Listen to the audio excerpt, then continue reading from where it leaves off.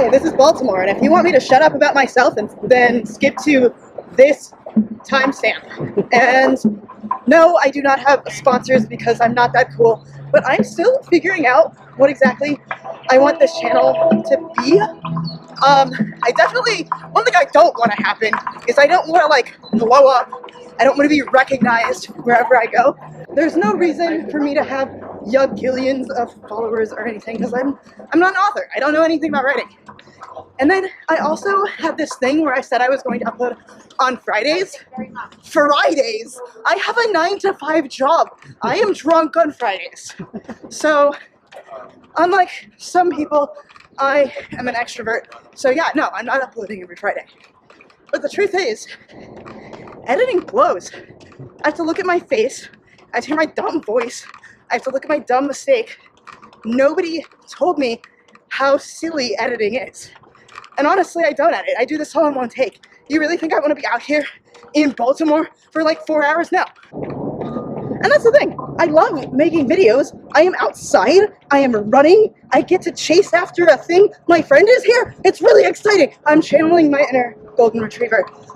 But I want my schedule to be irregular. I don't want it to be regular. But speaking of regularity, I would like to speak to authors as well and review lesser known books. Obviously, the authors I'm going to speak to aren't going to be anything like Stephen King or something like that, but I love authors. I love seeing what inspires them. And I am probably going to start making a website that has more exclusive content on like the writing process and stuff like that. The link might be in the description. The website doesn't exist yet, but if it's not, I'll leave a comment or something. And speaking of authors who have reached out to me, without further ado, I'm going to start speaking about the actual book now. The author Antoine Marks reached out to me, and he is the author of the Bad to the Bone trilogy. I've read the first 2 books, the third one is on its way, and it is a fantasy action adventure, which from chapter 1 totally captured my attention. Fantasy action adventure is definitely right up my alley, and yeah, it starts out, and this guy has stolen this woman's money, and I'm automatically motivated. I'm like, yeah, let's go get Tyrone's bitch ass. Let's go get him. And because I have a short attention span, it's really refreshing to find a book like this. The second one, I finished in 1 day. I never do that. And it didn't have an audiobook, which is very unlike me, but that's how captivating the book was. And I know what you're thinking. You're like, yeah, right, TC, of course. It's an action fantasy adventure. Of course it has your attention. It's what they do. But it's much more than that I'm here for. I'm here for everything that I learned. Like, do you know anything about Jamaica or England? Yeah, me neither. And if you said yes, then... But these are 2 islands that literally never crossed my mind, let alone the juxtaposition of their 2 cultures. I mean, the characters were mixing patois and English. And at first that was really off-putting. I'm like, why is everything misspelled? But it's not misspelled. It's its own language. And yeah, of course we've got everything that your little fantasy action heart could desire. There's this badass villain that shows up and just murks a bunch of people with his magic. They've got insects that kind of represent a metaphor for things that are creepy and unhumanly and otherworldly. They've got baby mama drama.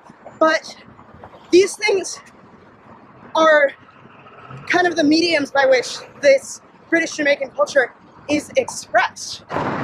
We don't see a lot of representation of British Jamaican culture. In fact, this is the only example I've ever seen, except maybe... Anyway, this is learning in a way that's incredibly unique. I mean, anyone can tell me that Britain's first contact with Jamaica was in 1655. But would they be able to say to me what British Jamaican people say when they're pissed off?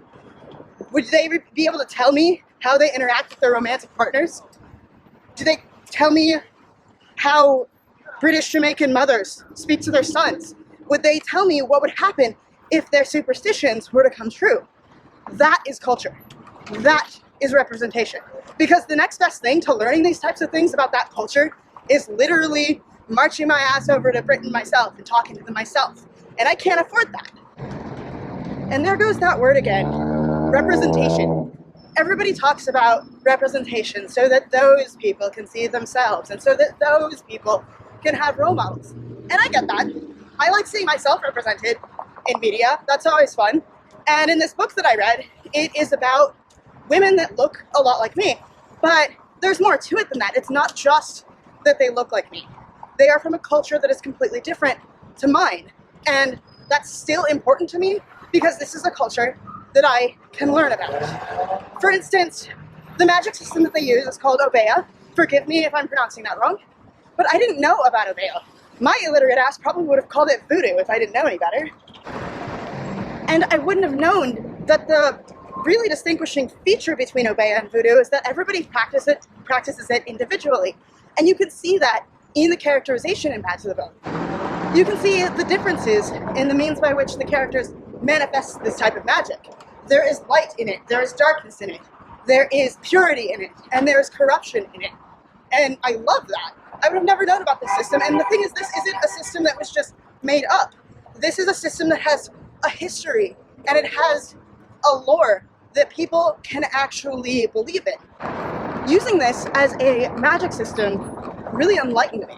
I imagine Anton Marx probably felt like this was more a contemporary setting, but from a point of view of somebody who's not from a place that's like London, and from a background that is not Jamaican, it was just as complex world building as any other fantasy novel. And I was able to learn about a real people instead of a made-up person. And there's merit to both, obviously. I love fiction, but it's cool to have some truth that's in fiction and to be able to learn from it. And the cool thing is I didn't even really feel like I was learning.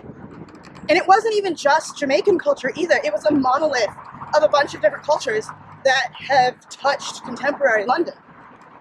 The fighting style that the main characters use is based a lot on Japanese culture because one of the characters is half Japanese. It was neat that I could learn all this from a book and not a book.